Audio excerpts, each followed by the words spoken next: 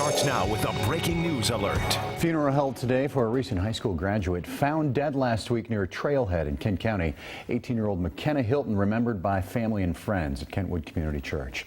Thanks for joining us tonight. I'm Christian Frank. And I'm Michelle DeSalms. Breaking news as we learn more details surrounding the homicide of McKenna. Fox 17's Janice Allen is in studio now with what she's learned. Janice. Yeah, Michelle, Christian, we're learning where she was killed and how, according to some new court documents. Of course, police say the who is McKenna's own half-brother who has confessed to the crime. It reportedly happened not far from where McKenna's body was found. Investigators say that 16-year-old Savan Shamus strangled his half-sister inside the apartment they both shared at Lamberton Lakes with their dad and McKenna's mother. Police say Shamus then admitted to taking Hilton's lifeless body, putting it inside her car, looking for a place to dump her. We know that her body was eventually found on a trail near Emerald Lake and Valentine Street. Somebody walking a dog spotted her. Police say once they released her description to the media, it was McKenna's parents who came forward and identified her body. Shamus is expected to be charged tomorrow as an adult with open murder. Of all the new details we've learned, though, the motive is still a mystery. McKenna had recently graduated from East Kentwood High School, and as we said, family and friends just gathered for her funeral this morning. We'll keep you posted on this one as it moves forward. In the studio, I'm Janice Allen, Fox 17 News. And more breaking news tonight. The Rockford School District trying to figure out what's making a group of football players sick. Flu-like symptoms impacting several varsity players just days before their first game of the season. Fox 17's Michael Dupre talking with the assistant superintendent and the health department about this curious situation. He's live in Rockford. Michael?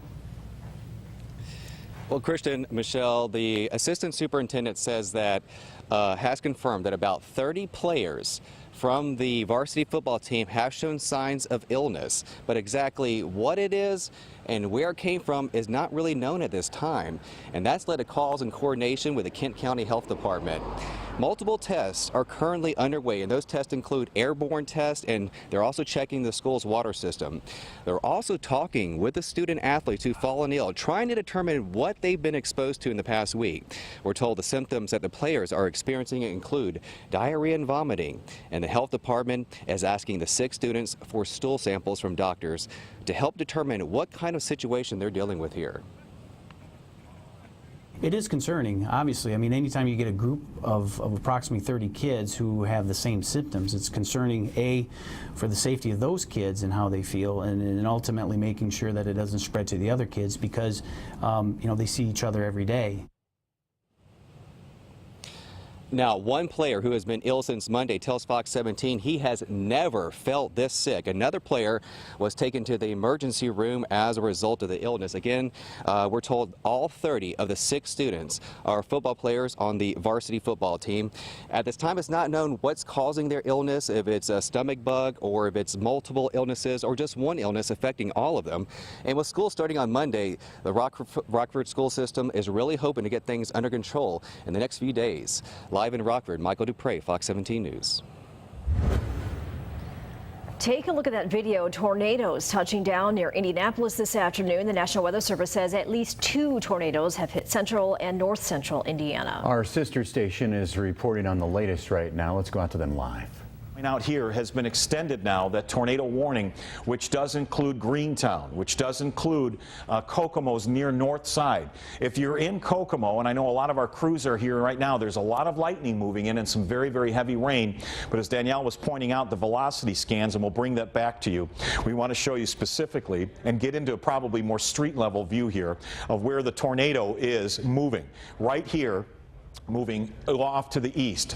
This is called Kappa Corner right now. We've got some eyes on the ground. Certainly we've got crews on the ground in Kokomo. Trevor, can you hear me? It's Brian Wilkes. Can you describe 17, what you're seeing? 18. Can you describe what you're seeing right now? Hello? The rotation is north and west. And again, that's our sister station in Indianapolis, where those tornadoes, at least 3, and I know we've been kind of following this the last hour. Joe, it seems a little slow moving. It seems like they've been in that area for a long time. Yeah, Michelle, they have. I was looking at the National Weather Service. They've got it moving off to the east, maybe a little bit south of east, and only at about 20 miles an hour. So they are not moving very quickly. Take a look. This is the latest. We have 4 active tornado warnings going on for north and central portions of Indiana. 1 to the southeast of Indianapolis, one up near Kokomo. Weather Service saying this is a large and dangerous tornado on the ground. So this is not radar confirmed, this particular one. We've got another one off to the north and east of Muncie, and then one up toward Fort Wayne.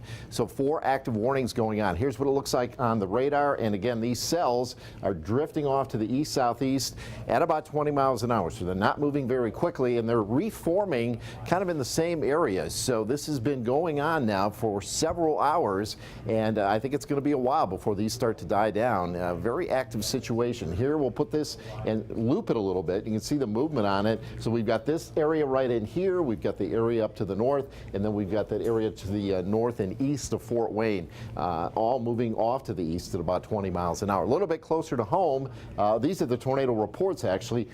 Some of these may be reported twice, but right now 1, 2, 3, 4, 5, 6, 7, 8, 9 reports of tornadoes. This one just to the west of Indianapolis. Some of these reports may be doubles or the same tornado, but right now 9 reported tornadoes. Here's a look at our weather. We've got some showers and thunderstorms, mainly just showers right now, firing off to the east of 127. Can't rule out one this evening moving through, not anticipating severe weather for this evening. Temperatures right now we're in the upper 70s to low 80 in Grand Rapids, 77 in Holland and Muskegon. Tomorrow, still a chance of showers and thunderstorms, 81 degrees. A nice day on Friday, 78, and then another chance of showers and storms coming in late in the day on Saturday. We're back up to about 80 degrees. I have your 7-day forecast coming up in just a couple minutes. All right, thanks, Joe. 6.2 magnitude earthquake and several aftershocks hitting central Italy early this morning. As of now, that death toll is at 120, but officials think it will just keep climbing. Brought you this is breaking news last night at 10. Rescue crews frantically digging through the rubble now, desperately trying to free the trapped survivors. 3 villages hit by the earthquakes. Historic stone buildings crumbled out into the streets. That debris blocking access for heavy equipment and help. We're going to work because in the next few hours we must continue to bring people alive from beneath the rubble. Now, today's earthquake isn't the only one to hit Italy recently. Back in 2009, a massive quake killed more than 300 people there. As today's death toll continues to climb, rescue crews are still searching for survivors. Officials believe more than 1,000 people have been displaced.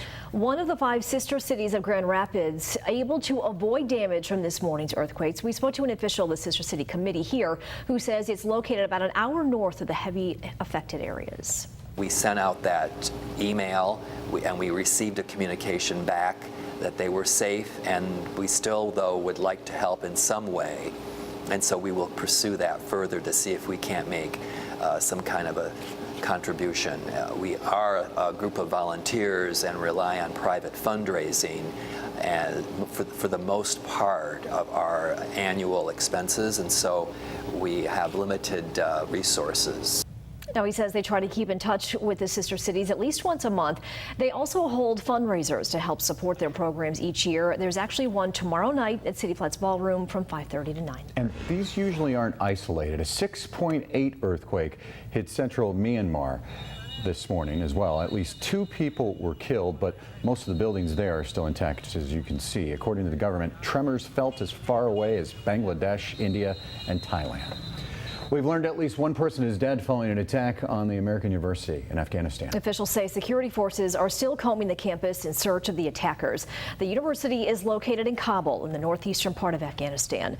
According to the Ministry of Public Health, a guard employed by the university was killed. At least 18 others were hurt. Witnesses reported hearing a blast and then gunfire. A police spokesman said security forces are conducting operations to track down the attackers. They say it is not clear if there were multiple suspects. We'll be sure to follow this story and give you more details when they become available. Social media and news broadcasts helping Grand Rapids police catch a robbery suspect late this afternoon. It only took a few hours. They say he punched a woman in the face and then ran away with her purse. Fox 17's Darren Cunningham is live now from the newsroom with the very latest on this. Darren. Yes, it appears these 3 images just released today were effective. That's because the incident, the robbery, happened on July 8th when they released this original image, which is not very clear, but police say they now have their 15-year-old suspect in custody. Police say these pictures were taken again in July at a rapid bus station. A detective with the major case unit checked with area businesses and agencies for surveillance footage, finally coming across these images. Now, the assault and purse snatching happened in a parking ramp near the Blue Bridge at around 7 7 in the morning. The woman was headed to work at the JW Marriott just next door. Police say she noticed the guy was watching her. She became nervous, but the suspect moved quickly, grabbing her in a chokehold. She tried to fight him off. There's a scuffle, but police say he punched her in the face. She fell, and he ran away with her purse. Technology is a very useful tool for us, especially in the advancement of technology. Photographs, images are getting sharper, clearer. We can better get detailed visual of an individual's face in an effort for us to identify that particular person. And once again, that paid off in this situation. The next step for this teen is juvenile court, where he will await charges. Live in the newsroom, Darren Cunningham, Fox 17 News. Oh, thanks, Darren. A car-hopping crime spree. That's what police are saying after 9 reports of thousands of dollars in property taken from vehicles. One car even stolen and then set on fire. Better lock your doors. Fox 17's Brody Carter joins us live from outside the Ottawa County Sheriff's Department with more on the investigation. Brody? Yes, those reports coming in around 4:15 early Tuesday morning in Jenison. Those crimes happening within just a few miles of each other off of Thomas Street, Cedar Crest Drive, and Bauer Road. Now, police say in each instance, every car was unlocked. Stolen property includes iPads, wallets, and in one case, a lump sum of cash. A Chevy Impala was also stolen from a retirement community in the 600 block of Carriage Lane. It was found in Kalamazoo County after being wrecked through a fence and set on fire. Police now hoping to find the suspects through stolen credit cards and security cameras. Neighbors now taking precautions. Very violated. That's an extreme false sense of security, and my doors are locked now. We're working with retailers to find out if there's any kind of surveillance and or transaction information that would lead us to suspect. Investigators now reminding individuals to take their valuables out of their cars, keeping it safe in their homes, saying these nuisance crimes can be avoided by locking your cars. For now, we are live in Ottawa County. Brody Carter, Fox 17 News. Brody, thanks for that. Ottawa County Sheriff's Department says a driver who allegedly hit a motorcyclist and then left the scene has turned himself in. That crash happened Friday night along US 31 in Port Sheldon Township. Deputies say that driver pulled out in front of the motorcycle. The rider, Richard Madako, suffered leg and back injuries. The 48-year-old driver turned himself in after deputies say they received a tip from a friend of his. Investigators say the driver admitted to drinking alcohol before the crash. Prosecutors reviewing the case to figure if they need to have charges. A budget problem affecting one county in West Michigan. More on what it could mean for the Sheriff's Department coming up. An elderly couple devastated and left homeless after a tornado tore through their home. I'm Lauren Edwards in Bangor, and I'll tell you how you can help them get back on track. You're watching Fox 17 News.